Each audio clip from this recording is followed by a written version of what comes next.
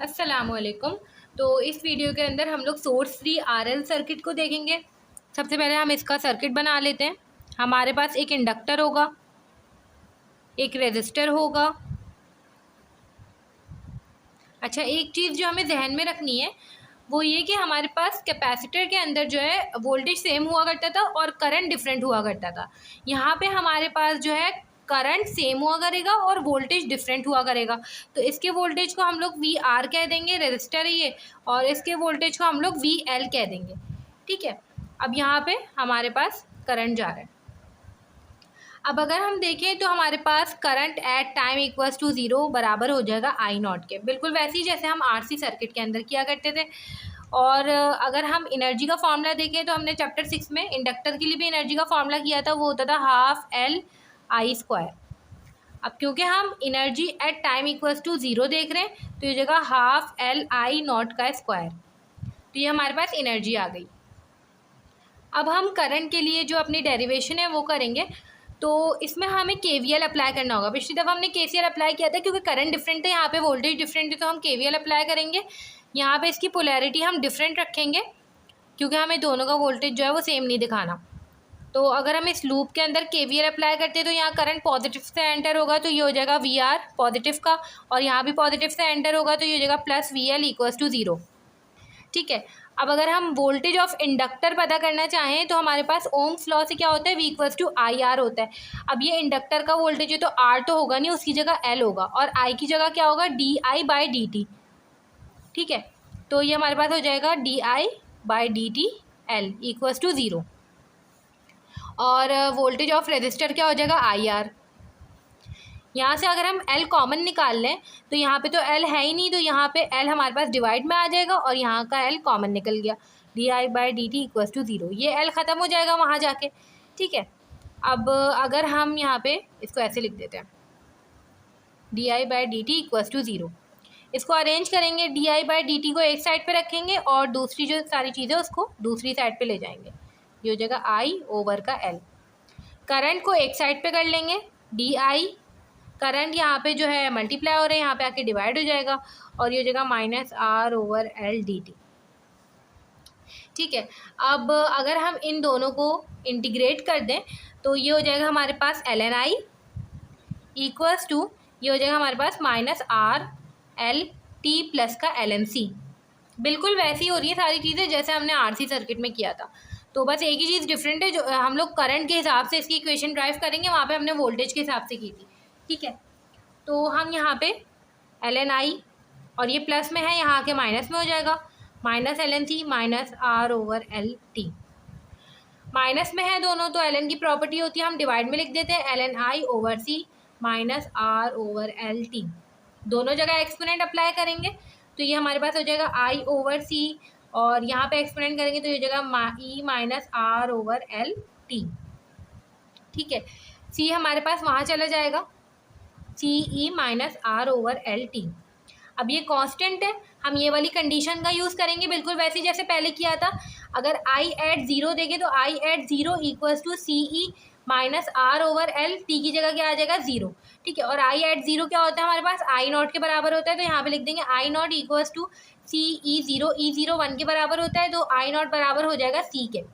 ठीक है। तो सी की जगह हम आई नॉट लिख देंगे, तो ये हमारे पास आ जाएगा I at any time is equals to I not E minus R over L T.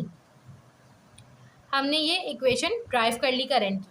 अब हमें टॉ निकालना है। टॉ के लिए हम क्या करेंगे, हमें पता है जब हमारा 36.8% हो जाता था वोल्टेज, इनिशियल वोल्टेज का, तो जब हमारे पास जो टाइम होता था वो टॉ के बराबर होता था। यहाँ पे भी वही होगा, करंट जब 0.368 आई नॉट हो जाएगा तो हमारे पास टाइम किसके बराबर हो जाएगा, टॉ के बराबर हो जाएगा, तो टाइम की जगह टॉ लिख देंगे। आई नॉट से आई नॉट कैंसिल करेंगे, दोनों जगह एल एन अप्लाई करेंगे, यहाँ पे माइनस वन आंसर आएगा एल एन 0.368 का, और यह आ जाएगा हमारे पास एल एन और ई कैंसिल हो जाएगा, माइनस आर ओवर एल टॉ।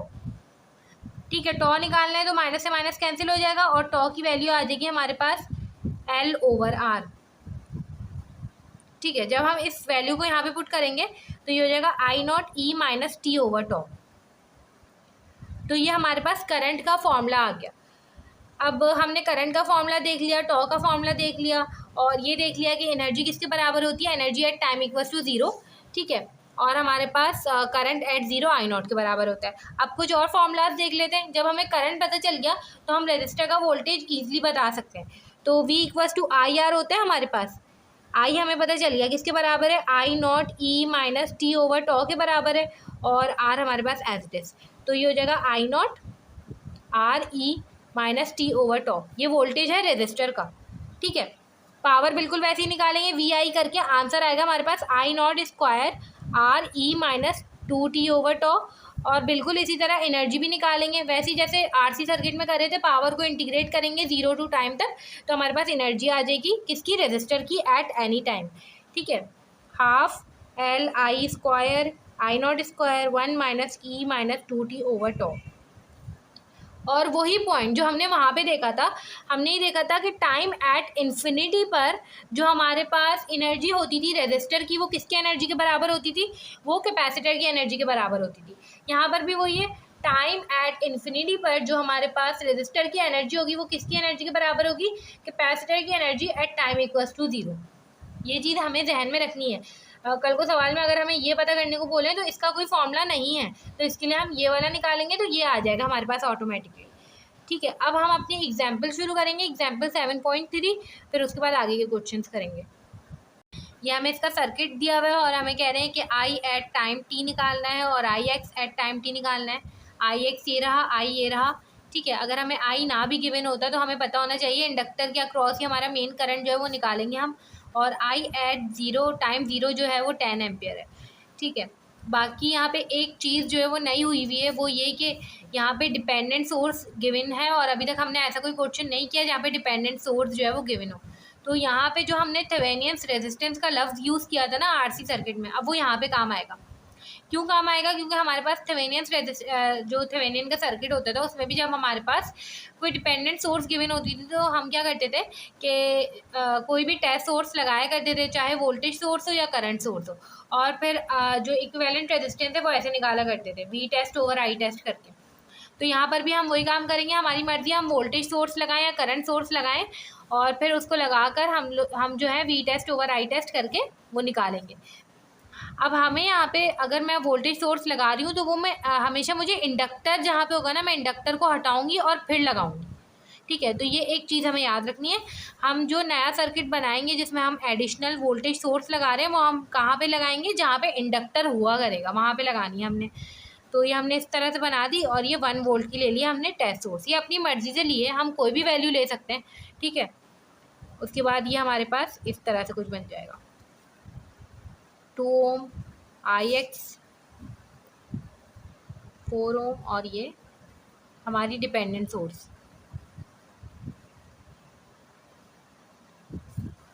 अब हमें यहाँ पे वी टेस्ट तो मिल गया, हमने खुद से जो सपोज किया है, हमें आई टेस्ट भी निकालना है, ठीक है। तो आई टेस्ट के लिए हमें यहाँ का करंट पता होना चाहिए और करंट की डायरेक्शन यूँ होनी चाहिए।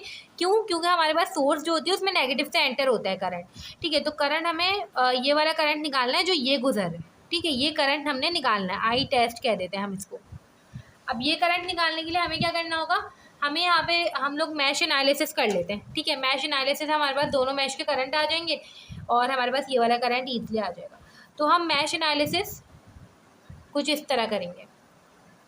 इस तरह क्यों करेंगे, इस करंट के लिए, तो इस करंट की जो डायरेक्शन है मैंने उस करंट की भी वही डायरेक्शन रखी है, तो इसको कह देंगे I1, इसको कह देंगे I2। अब हमें तो आई टेस्ट निकालना था, हमने इसकी डायरेक्शन उल्टी ली है, तो सिंपल है, जो I1 का आंसर आएगा उसको उसकी साइन अपोजिट कर देंगे तो वो आई टेस्ट बन जाएगा। तो आई टेस्ट जो है वो माइनस I1 के बराबर होगा, ये चीज़ हमने शुरू में ही देख ली है, ठीक है।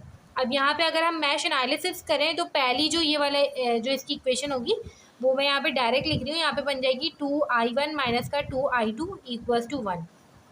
कैसे बनेगी, यहाँ से जाएगा करंट 2I1 और जो दूसरा वाला मैश होता है उसका करंट जो है वो नेगेटिव में आएगा, तो 2I1 माइनस I2, ठीक है। ब्रैकेट जो है वो दोनों से मल्टीप्लाई हो जाएगा, 2I1 माइनस 2I2 प्लस 1, ठीक है, और प्लस 1 यहाँ पे हो जाएगा और वो वहाँ जाके -1 हो जाएगा, इस तरह से होगा ये। अब अगर हम देखें दूसरे मैश की तो वो हो जाएगा हमारे पास -3I1 प्लस का 4I2 प्लस का 2I2 माइनस का 2I1, इक्वल्स टू 0। ये दूसरी मैश की इक्वेशन है हमारे पास। दोनों इक्वेशन को सिंपल कैलकुलेटर में सॉल्व कर लेंगे, इक्वेशन 1 और इक्वेशन 2। ठीक है, तो I1 जो है हमारे पास वो आ जाएगा 3 एम्पियर। ठीक है, और हमारे पास ये हो जाएगा -3 आएगा I1, और हमें क्या निकालना था, आई टेस्ट निकालना था। तो आई टेस्ट के लिए हम क्या करेंगे, सिंपल इसकी डायरेक्शन जो है, ये जो साइन है इसकी अपोजिट कर देंगे, तो ये हमारे पास 3 एम्पियर आ जाएगा। तो आई टेस्ट 3 एम्पियर आ गया। अब हमें थेवेनियंस रेजिस्टेंस निकालनी है। तो थेवेनियंस रेजिस्टेंस के लिए V test over I test करेंगे। वी टेस्ट क्या हमने लिया था, 1 वोल्ट लिया था 1, और जो हमारे पास नीचे आई टेस्ट होगा वो क्या है, 3 आया है, तो 1/3। ठीक है, 1 ओवर अगर 3 कर लें हम, तो 1/3 आंसर आ जाएगा 0.33 ओम्स। ये हमारे पास रेजिस्टेंस आ गई, RTH आ गया, मतलब इस पूरे का जो इक्विवेलेंट रेजिस्टेंस है वो हमने निकाल लिया। अब हमें क्या निकालना था, हमें करंट निकालना है ना, IT निकालना है।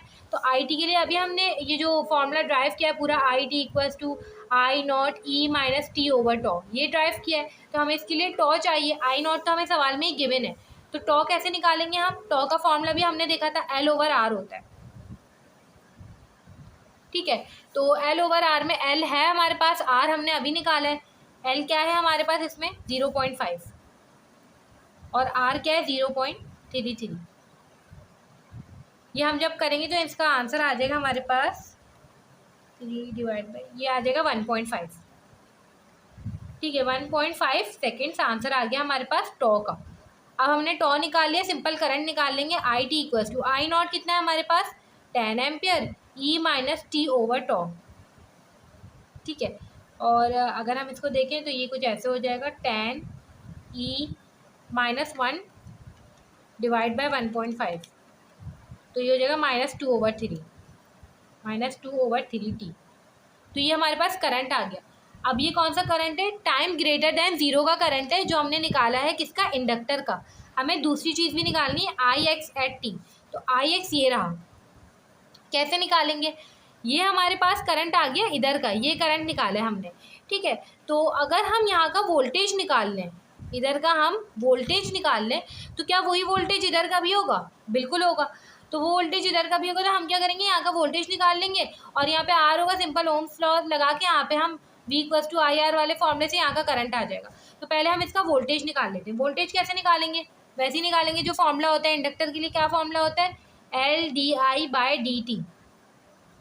तो L की वैल्यू हमारे पास 0.5, और DI/dt इसको हमें क्या करना पड़ेगा, डिफ्रेंशिएट करना पड़ेगा।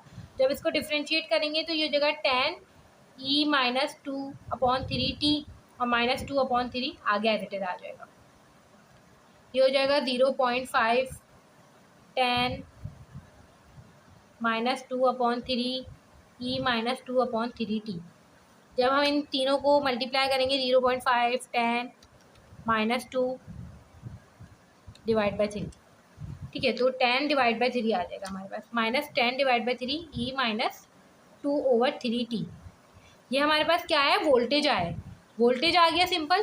अब ओम्स लॉ लगाएंगे, V इक्वल्स टू IR होता है, I निकालना है हमने, I इक्वल्स टू V/R हो जाएगा। V की वैल्यू क्या है, -10/3 E माइनस 2/3t, और R की वैल्यू क्या है 2। ठीक है, तो हम इसको अगर ऐसे लिखेंगे तो ये हो जाएगा हमारे पास -10/3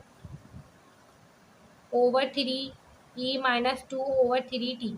इसको डिवाइड में लिख देंगे, और ये मल्टीप्लाई हो जाएगा, तो यहाँ पे हमारे पास 6 आ जाएगा।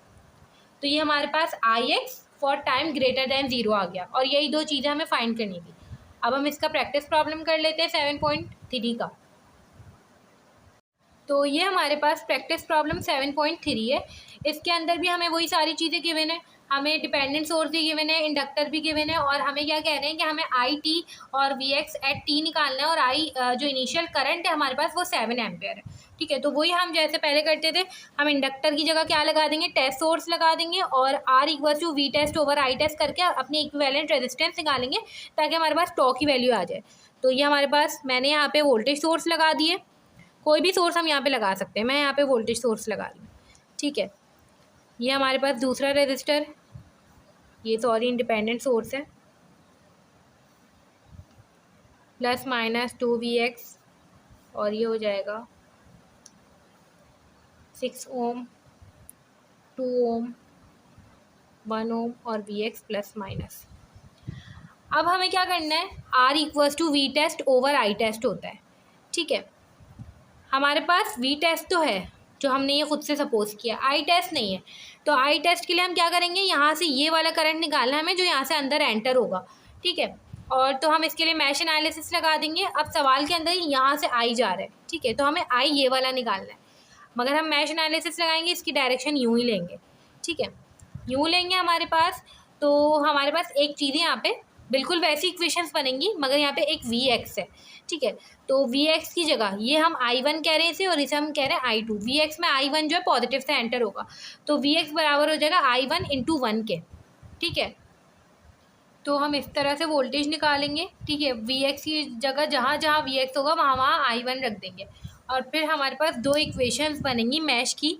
एक इक्वेशन होगी 5i1 minus 2i2 minus 1 equals to 0, और एक इक्वेशन होगी माइनस 4i1 प्लस का 8i2 इक्वल्स टू 0, ठीक है। ये दो इक्वेशंस हैं, इनको हम कैलकुलेटर में जब सॉल्व करेंगे तो हमारे पास जो आंसर आएगा i1 का वो होगा 0.25, ठीक है। 0.25 का आंसर आ गया हमारे पास। ये हमारे पास क्या आ गया, आई टेस्ट आ गया। अब R equals to V test over I test. V test क्या था 1 और आई टेस्ट क्या है 0.25, तो रेजिस्टेंस आ जाएगी हमारे पास 4 ओम्स। अब इस रेजिस्टेंस से हम टॉ निकाल लेंगे, tau equals to L over R। L हमारे पास कितना है 2/4, तो ये हमारे पास आ जाएगा। अब जैसे ही हमारे पास यहाँ पे टॉ आ गया, तो अब हमें करंट निकालना था, उसका फॉर्मूला होता है हमारे पास I not E minus T over tau. I not की वैल्यू हमें सवाल में गिवन थी 7, हमने रख दी। टॉ की वैल्यू अभी हमने निकाली, तो इस तरह से करके हमने करंट निकाल लिया। अब हमें दूसरी चीज़ भी निकालनी थी, वी एक्स एट टाइम, ठीक है। तो हमने आई एट टी निकाल लिया। अब आई एट टी यहाँ से यूँ जा रहा है ना, तो मतलब ये यहाँ से यूँ आया होगा। जब ये यहाँ से यूँ आया होगा तो ये नेगेटिव से एंटर हुआ होगा, तो मतलब कि इसके लिए जो करंट है वो नेगेटिव हो जाएगा। तो V equals to I R का फॉर्मूला होता है, और यहाँ पे I नेगेटिव हो जाएगा। ये जो I है ना, हम इसको नेगेटिव रखेंगे। क्यों रखेंगे, क्योंकि ये नेगेटिव टर्मिनल से एंटर हो रहा है। -7 E माइनस 2t, और R कितना है 1, तो वो 1 से मल्टीप्लाई होगा तो यही रहेगा, ठीक है। तो ये हमारे पास वोल्टेज आ गया। इस तरह से हमारे पास जो प्रैक्टिस प्रॉब्लम 7.3 थी वो हुई है। अब हम नेक्स्ट वीडियो के अंदर 7.4 और जो प्रैक्टिस प्रॉब्लम 7.5 है वो करेंगे।